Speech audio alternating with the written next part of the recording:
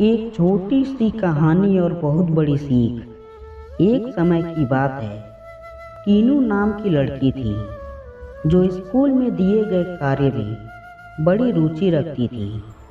इस साल टीनू के स्कूल में गर्मी की छुट्टियां पड़ने से पहले उनकी टीचर ने सभी को विभिन्न पक्षियों के चित्र दिखाकर चिड़िया पर निबंध लिखने के लिए कहा था। सभी बच्चों को स्कूल खुलते ही निबंध टीचर को दिखाना था। पक्षियों की रंग बिरंगी किताब टीनू को बहुत पसंद थी। जब टीचर ने बताया कि उन पर निबंध लिखना है और सबसे अच्छा लिखने वाले को इनाम में वह किताब मिलेगी, तो टीनू खुश हो गई। टीचर ने सभी पक्षियों से जुड़ी कुछ कहानियां भी बच्चों को सुनाई। उसके बाद स्कूल की गर्मियों की छुट्टी पड़ गई। यूँ तो टीनू हर साल अपनी गर्मी की छुट्टियां बिताने के लिए कहीं न कहीं जाती थी, लेकिन इस साल की छुट्टियों में टीनू रोज पास के ही बागीचे में जाकर पक्षियों और उनके घोंसले देखने लगी। उस बागीचे में गौरैया, दर्जनी, लावा जैसे बहुत से पक्षी आते थे।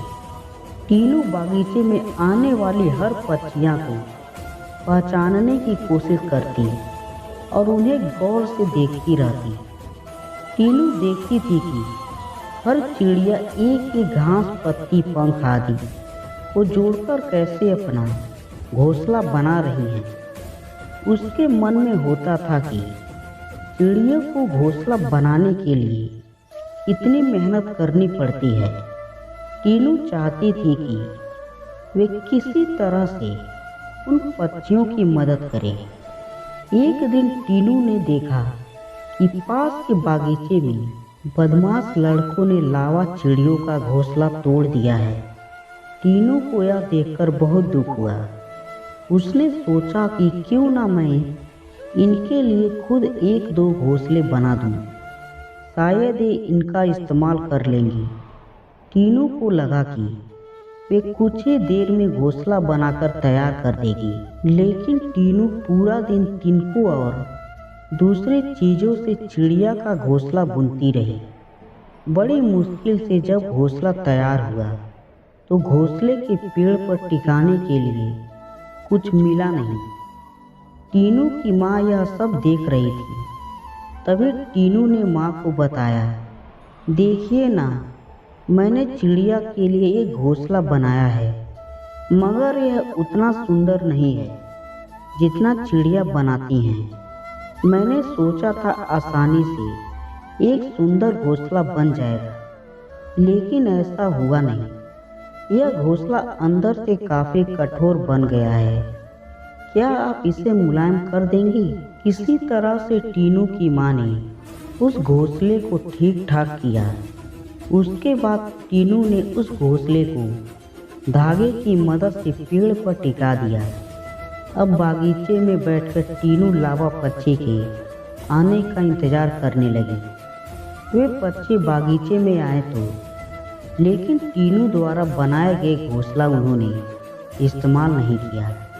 टीनू के साथ उसकी माँ भी बागीचे में आई थी। उसने टीनू को उदास देखकर कहा, तुम परेशान मत होना, अभी चिड़िया घोंसले पर आ जाएंगी।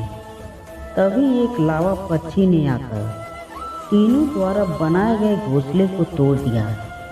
अब टीनू ने मुंह लटका लिया। तब उसे उसकी माँ ने समझाया कि तुम्हें दुखी नहीं होना चाहिए। देखो, तुम्हारे द्वारा इस्तेमाल की गई चीज़ों से ही लावा पक्षी अपने लिए घोंसला बना रहे हैं। हो सकता है कि इन्हें दूसरों का बनाया हुआ घोंसला पसंद नहीं आता हो। दुखी मन से टीनू ने कहा, माँ, मैं अपने स्कूल के निबंध में यह सब कुछ लिखूंगी। कुछ देर बाद टीनू ने कहा, माँ, आपने देखा कि लावा पक्षी अपना घर झाड़ियों में बना रहे हैं। जवाब में टीनू की माँ बोली, हाँ बेटा, मैंने सुना था कि लावा पक्षी अपना घोंसला किसी के घर के रोशनदान या पेड़ पर ही बनाते हैं। आज यह नई बात पता चली है। कुछ और दिनों बाद टीनू ने लावा पक्षियों के बारे में एक और बात जानी कि वे सीधे उड़कर अपने घोंसले में नहीं जाते। घोंसले से कुछ दूर ठहरकर इधर उधर कूदते हुए वे अपने घोंसले तक पहुंचते हैं ताकि किसी को उनके घोंसले का पता ना चले। थोड़े ही दिनों में स्कूल की गर्मियों की छुट्टियां समाप्त हो गई। टीनू ने स्कूल जाकर लावा पक्षी के बारे में लिखा और निबंध प्रतियोगिता जीत गई। इनाम में मनपसंद चिड़ियों वाली किताब मिलने पर टीनू खुश हो गई। प्रतियोगिता जीतने के बाद भी टीनू रोज चिड़ियों की चिहचहाट सुनने के लिए उस बागीचे में जाकर घंटों बैठती है, मानो उसकी चिड़ियों के साथ दोस्ती हो गई हो।